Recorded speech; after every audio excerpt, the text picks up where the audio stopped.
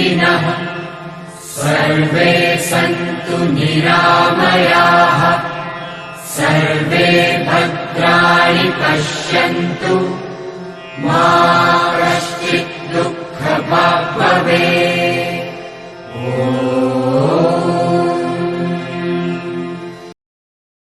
दोस्तों नमस्कार, स्वागत है आपका अक्षर गंगा चैनल में और मैं हूं उमेश आचार्य। दोस्तों, आपने रामचरितमानस में गोस्वामी तुलसीदास जी की रचना जो कि कक्षा 10 के पाठ्यक्रम में है, धनुष भंग के नाम से एक चैप्टर है, उसको पढ़ा है आपने हमारे चैनल के माध्यम से। आज उसी क्रम में मैं आपके समक्ष लेकर के आया हूं उसी का अगला पार्ट, धनुष भंग, जो कि आप देख रहे हैं कक्षा 10 की जो पुस्तक है यूपी बोर्ड में, उसमें क्रमांक 5 पर दिया हुआ है, छंद 5 कह सकते हैं आप।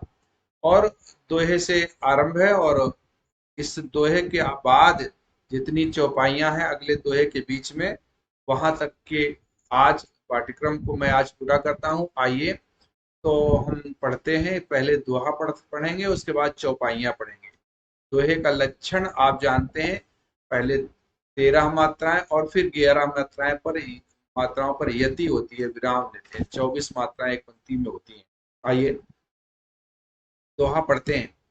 प्रभु ही चितई पुनि चितौ मही, प्रभु ही चितई पुनि चितौ मही, राजत लोचन लोल, खेलत मन सिज मीन जुग, जनु विदु मंडल डोल। इस दोहे में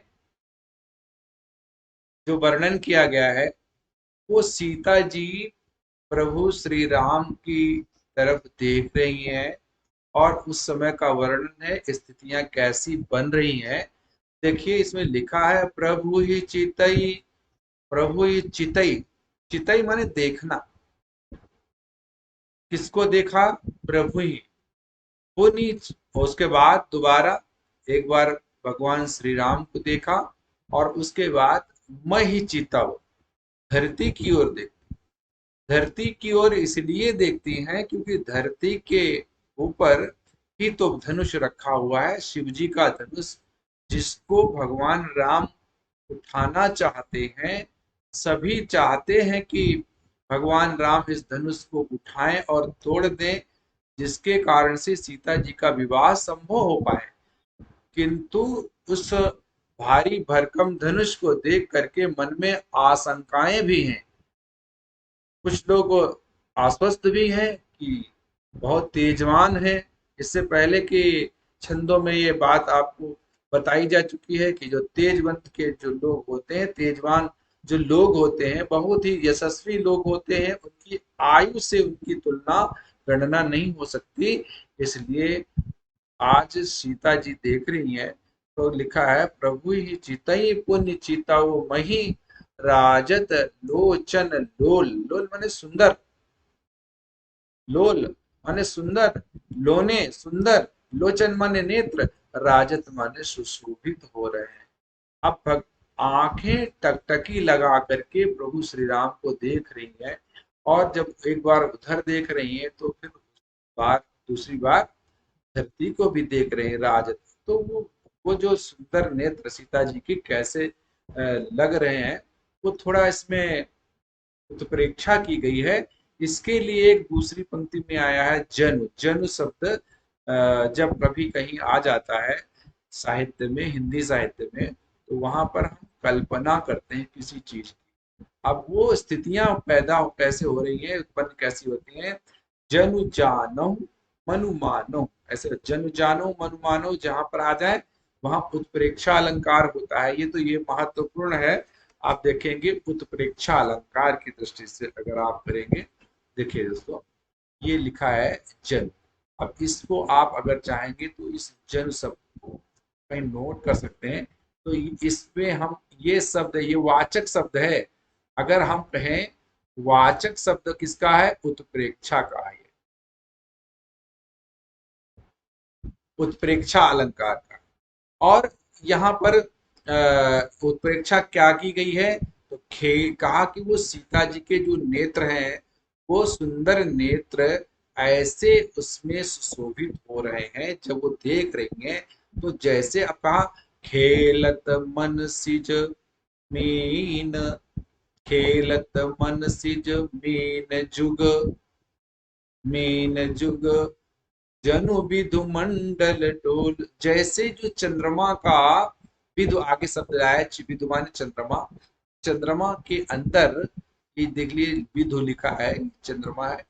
चंद्रमा का जो मंडल होता है यानी गोला, चंद्रमा का मंडल, तो उसके अंदर डोलना, उसके अब जैसे चंद्रमा का गोल गोल, जब चंद्रमा के गोल गोल मंडल में, अब चंद्रमा तो गोल गोल होता ही है, तो उसमें अब कोई चीज डोल रही है। अब आप देख रहे हैं चंद्रमा को जो कभी देखा होगा तो उसमें एक चित्र जैसा बना हुआ दिखाई देता है, तो कभी कहते हैं देखो ये बुढ़िया चरखा चला रही है, तो कभी उसमें वैज्ञानिक बताते हैं जो पहाड़ों की परछाई है या कुछ भी हम कह सकते हैं, उसके अंदर जो दाग धब्बा एक आकृति दिखाई पड़ती है, उसको हम मान लेते हैं, क्या मान ले, मीन मान ले। मीन माने मछली, तो ये मछली जो है, और कमल, ये जो कमल रूपी जो नेत्र है, कमल खेलत मन से यानी जो कमल है, मीन है, यानी ये जो है मानो वो चंद्रमा के अंदर क्या कर रहे हैं, खेल,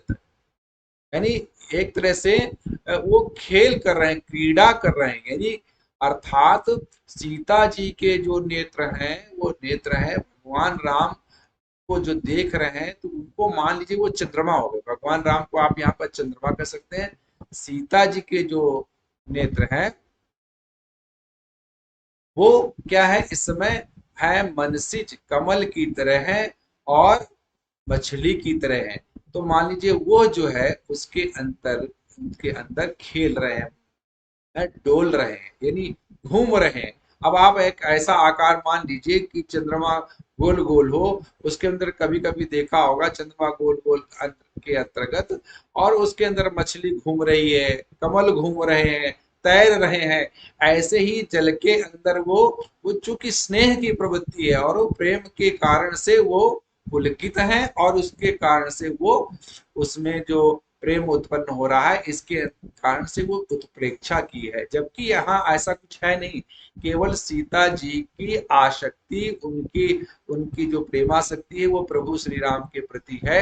इस नाते वो कल्पना यहाँ पर की जा रही है कि सीता जी के नेत्रों का खेलना, और वो भी कहाँ, सीता जी के जो नेत्र कैसे हैं, तो कमल के समान, मछली की देखिए जो नेत्र होते हैं वो कैसे होते हैं, वो मछली की आकृति के हो सकते हैं। मछली की आकृति जैसे होती है वैसी कुछ आंखों की बनावट होती है, और वो चंद्रमा के गोले के अंदर उस प्रभु श्री राम जी का जो मुख है और वो चंद्रमा है, उस आकार में वो डोल रही है। तो इस प्रकार से उत्प्रेक्षा की है। देखो ये है अर्थालंकार, और जब अर्थालंकार की बात आती है तो जब हम अर्थ जानते हैं तभी हम उस अलंकार को भी जान सकते हैं। तो यहाँ पर उत्प्रेक्षा की है, बहुत सुंदर उत्प्रेक्षा की है। अब आइए आगे हम चौपाई पढ़ते हैं, चौपाई का अर्थ समझते हैं। गिरा अलिनी मुख पंकज रोकी, प्रकट न लाज निशा अवलोकी। अब यहाँ पर जो आगे तुलसीदास जी लिखते हैं, गिरा अलिन, देखो गिरा माने होता है वाणी, गिरा माने वाणी, गिर, अलिनी, अली माने भौरा होता है। यहाँ बहुवचन प्रयोग किया अली ने, तो कहा कि गिरा अलिन मुख पंकज रोकी। मुख पंकज, यहाँ एक अलंकार हो रहा है, तो ये अलंकार कौन सा है, मुख पंकज। जैसे कहा चरण कमल, तो मुख पंकज, यहाँ मुख के ऊपर पंकज का आरोप है। देखिए मुख के बाद तुरंत पंक, अगर ये पंकज मुख हो जाता तो पंकज मुख का मतलब होता कि कमल के समान मुख हो जाता। तो यहाँ पर हम कैसे कर देते, समानता दिखाते उपमा अलंकार, लेकिन जब पंकज को हमने मुख के ऊपर आरोपित कर दिया, यहाँ रूपक अलंकार हो गया। तो गिरा अलिनी मुख पंकज रोकी। अब देखिए ये यहाँ पर जो दृश्य उपस्थित हो चुका, यानी जो सीता जी देख रही हैं, और उत्पन्न कैसी स्थिति हो गई, वो चंद्रमा के मंडल के अंतर्गत वो कमल और मीन खेल रहे हैं। तो ऐसे में ऐसे में क्या हुआ कि गिरा अलिन, वाणी रूपी जो भौरे, गिला गिरा अलिन, अलिन माने भौरे, और मुख पंकज रोकी, मुख रूपी जो कमल है उसको खिलने से रोक दिया। यानी ये वाणी रूप, यानी कुछ भी शब्द नहीं प्रकट हो रहे हैं, कुछ भी है। तो जब शब्द नहीं प्रकट हो रहे हैं, अत्यधिक प्रेम की जो व्यक्ति है, इस कारण से ये शब्द प्रकट नहीं हो रहे हैं। तो गिरा अलिन मुख पंकज रोकी, प्रकट न लाज निशा अवलोकी। जैसे जैसे एक भौरा, एक पंकज यानी जो कमल है, कमल दिन में खिलता है, रात्रि में नहीं खिलता। लेकिन रात्रि अगर शेष है तो वो पूरी तरह से खिल नहीं पाता। आज कुछ कुछ सीता जी की स्थिति ऐसी ही कुछ बन रही है। सीता जी जो है प्रभु राम को देख रही हैं, लेकिन नजरें उनकी जमीन की तरफ भी जाती हैं, जमीन की तरफ देखती हैं, शिव के धनुष को भी देखती हैं। प्रेम प्रकट हो रहा है किंतु व्यक्त नहीं कर पा रही हैं। कभी कभी ऐसी स्थिति आती है कि हम कभी कभी किसी से प्रेम करते हैं किंतु हम प्रकट नहीं कर सकते। ऐसे वाणी रूपी भौरे, जैसे भौरे कमल को ढक देते हैं, और कमल को ढक देने के बाद चारों ओर उसकी जो सुंदरता है और वो जो है वो बाहर नहीं दिखाई पड़ती, उसी तरह से वो जो वाणी है, वाणी रूपी भौरों ने मुख रूपी जो पंकज है वो उसको खिलने से रोक रखा है। अर्थात सीता जी को कुछ कहने से रोक रखा है। और वो प्रकट न लाज निशा अवलोकी, रात्रि देख करके जैसे पंकज खिलता नहीं है पूरी तरह से, वैसे ही सीता जी जो है आज अभी समाज को देख करके, वहां बैठे हुए लोगों को देख करके, वो अपनी लज्जा के अब यहाँ पर देखो देखो बहुत बढ़िया तुलसीदास जी रूपक भी करते हैं। यहाँ पर मुख पंकज कहा, तो जो मुख पंकज, अगर आप इसी को दोनों से तुल देखेंगे, समानता करेंगे, तो मुख पंकज इधर लिखा है लाज निशा। तो मुख पंकज, मुख लाज के कारण से नहीं और पंकज निशा के कारण से नहीं। तो जो मुख जो है क्यों नहीं खुल रहा, क्यों नहीं कुछ बोल पा रहे, क्योंकि लज्जा है। भाई देखो, अब प्रेम तो कर रही है भगवान श्री राम से, किंतु वहां पिताजी भी हैं, माता जी भी हैं, सखियां भी हैं, सारे लोग हों, जानने वाले चाचा ताऊ सब लोग होंगे। तो सीता जी कैसे कह दें कि भाई यही हमको पसंद है। भले ही भगवान राम को बहुत पसंद कर रही है, भगवान राम के प्रति आसक्ति है। और यहाँ वही बात है, निशा पंकज, रात्रि है इसलिए पंकज भी खिल नहीं पा रहा है। इस तरह से ये यहाँ पर रूपक किया है, बहुत सुंदर रूपक किया। पहले उत्प्रेक्षा यहाँ रूपक, और गिरा अलिन यहाँ पर भी रूपक। तो गिरा अलिन मुख पंकज लाज निशा, यहाँ 3 जगह आपको उत्प्रेक्षा मिल जाएगी। आप इसको वीडियो दोबारा आप बार बार आप रिवर्स करके देख सकते हैं और समझ सकते हैं। मैंने अभी इसके साथ लिखा नहीं है, हालांकि आप पहले भी रूपक अलंकार के विषय में बताया जा चुका है। आगे देखेंगे, लोचन जलु रह, लोचन जल, जो नेत्रों का जल है, यहाँ नेत्रों का जल का मतलब आंसुओं की बात कही है। लोचन जलु रह, अब आंसू तो 2 प्रकार के होते हैं भाई, एक तो होते हैं सुख के, एक होते हैं दुख। अब यहाँ आप सीता जी के नेत्रों में कैसा जल है, लोचन जलु रहा, लोचन कोना, लोचन कोन, नेत्रों का जो कोना होता है, कोर होती है, उस कोने में नेत्रों का जल जो है, यानी नेत्र में आंसू आए, प्रेम के आंसू प्रकट हुए, लेकिन उनको हम बाहर नहीं निकलने दे रही हैं। और क्यों नहीं निकलने दे रही हैं, जैसे कोई, और कहा देखिए, बहुत बहुत ही कीमती आंसू, तो जो आंसू है सामान्य आंसू नहीं है। भगवान राम के प्रति जो प्रेम प्रकट हुआ है हृदय में, उसके कारण से जो आंखों में आंसू आए, उन आंसुओं को व्यर्थ में गंवाना नहीं चाहती है सीता जी। इसलिए लोचन जल रहा, लोचन कोना, जैसे उदाहरण दिया कि जैसे परम, दृष्टांत देखिए, जैसे परम कृपन कर सोना, जैसे परम माने बहुत ज्यादा है परम, और कृपण माने कंजूस। तो कंजूस, तो जैसे महाकंजूस आदमी होता है और उसका जो वो सोना चांदी पैसा दबा के रखता है, एकदम कहीं कोई ले न जाए, इस तरह से वो दबा के रखता है, ऐसे परम कृपण का सोना चांदी जैसे दबा हुआ रहता है, वैसे ही उन्होंने अपने आंसू को दबा लिया। आइए आगे चलते हैं। सकुची व्याकुलता बढ़ी जानी, सकुची व्याकुलता बढ़ी जानी, धरि धीरज प्रतीत उर आनी। सकुची संकोच में व्याकुलता, बहुत व्याकुलता है, संकोच भी है बड़ी, और धरि धीरज धैर्य को धारण किए। व्याकुलता में धैर्य रखना बड़ा मुश्किल हो जाता है। व्याकुलता जब बढ़ जाती है और तो ऐसे में संकोच मन के अंदर भी है, व्याकुलता, दोनों चीजें हैं देखिए। और धरि धीरज प्रतीत उर आनी, तो व्याकुलता होती है, इसमें धैर्य नहीं रहता, लेकिन प्रतीति उर आनी, प्रतीत माने विश्वास, प्रतीति है, तो ऐसे प्रतीत मन में, उर माने हृदय में विश्वास धारण किया। नहीं नहीं, ऐसा नहीं होगा, तोड़ जरूर देंगे धनुष, ऐसा मन में विश्वास रखा। तब मन के अंदर विश्वास धारण करके आज अब कुछ कहना चाहती है। देखिए बड़ी मुश्किल से कह पाई हैं, क्या कह रही, तन मन वचन मोर पनु साचा। तन मन वचन, तन मन वचन यानी मन से, वाणी से और शरीर से मन है, तो मन वाणी कर्म से आज मोर पनु सा, पनु माने प्रण, मेरी प्रतिज्ञा, मेरा संकल्प, मेरा कमिटमेंट यदि मेरा सच्चा हो। सीता जी कह रही हैं, हे प्रभु, अब परमात्मा से निवेदन कर रही हैं, यदि तन मन धन से मैंने, तन मन वचन से मैंने सच्चे मन से यदि इनको चाहा हो, रघुपति पद, रघुपति पद सरोज चितुराचा, भगवान राम के चरण कमलों में यदि मेरा मन लगा हो, सच्चे मन से लगा हो, और तन मन वचन से कह रही हैं मेरा प्रण सच्चा हो, तो भगवान सकल गुरुपासी।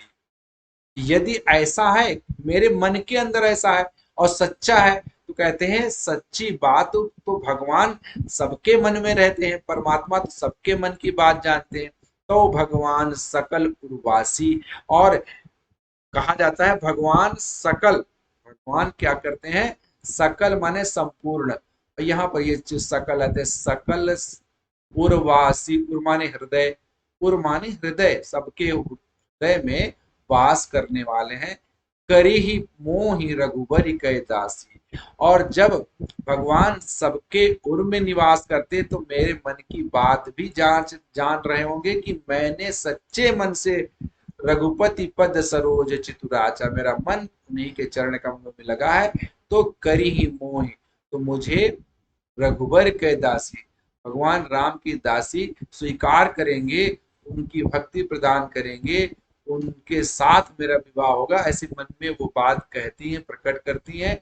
और जही के, तो अब देखो एक बात और कही, सीता जी ने कहा, ये कहा जाता है जही के जही पर सत्य स्नेहु, सोते ही मिलई न कछु संदेह, जिसका जिस पर सच्चा प्रेम होता है, जिसके प्रति वो उसको मिलता है, इसमें कोई संदेह नहीं है।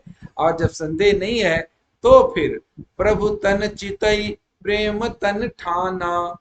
आप इस तरह से मन में संकल्प करके भगवान प्रभु श्री राम की तरफ, और चितई माने देखती है, प्रेम तन ठाना, प्रेम तन ठाना, ठान करके, कृपा यानी प्रेम को ठान, जैसे कहते हैं कोई काम करते हैं और ठान लिया जब, और पूरा, और जब जब ठान लेते हैं कि नहीं नहीं अब ऐसा ही होगा, जब इतनी भक्ति कठोर, इतना कठोर संकल्प हो जाता है, इतनी भक्ति, सच्ची भक्ति जब जुड़ जाती है, तो परमात्मा भी कृपा करता ही है। और तब कृपा निधान, तब है कृपा के जो निधान, कौन है कृपा के निधान, कृपा के निधान भगवान राम, कृपा निधान राम सब जाना। ये बातें सब भगवान राम ने जान ली। क्या क्या जान लिया, कि ये सोच रही हैं सीता जी के मन में क्या क्या चल रहा है, कि भगवान राम से, जो प्रभु श्री राम है,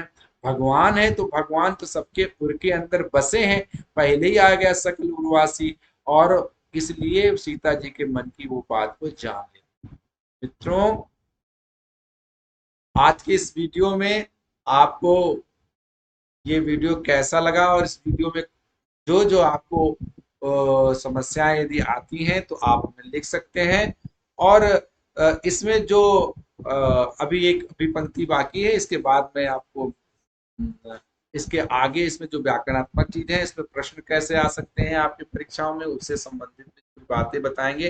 देखिए, सिय ही बिलो कि तक्यो धनु कैसे। अब देखिए यहाँ पर जो बात आई थी, जो कृपा निधान ने जान लिया का प्रभु तन चितई प्रेम तन ठाना, कृपा निधान राम सब जाना।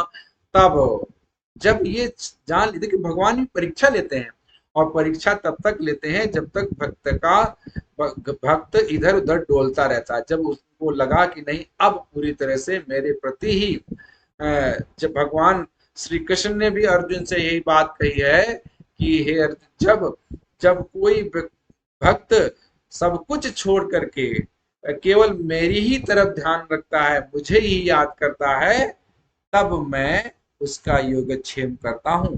इसलिए सर्वान धर्मान परित्यज्य मामेकम शरणम व्रज, इसमें कहा है सभी धर्मों को त्याग करके, सारे काम धंधे का त्याग की बात नहीं कहा सारी जितनी भी दुनियादारी है, दुनियादारी को जब तक त्यागोगे नहीं तब तक परमात्मा मिलेगा नहीं।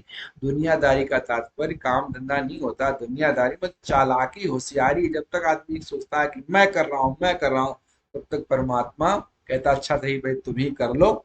और जब परमात्मा की शरण में कोई व्यक्ति जाता है, और कहा है कि कर्म तो करिए, लेकिन मां फलेश कदाचन, परमात्मा के प्रति समर्पित कर दीजिए।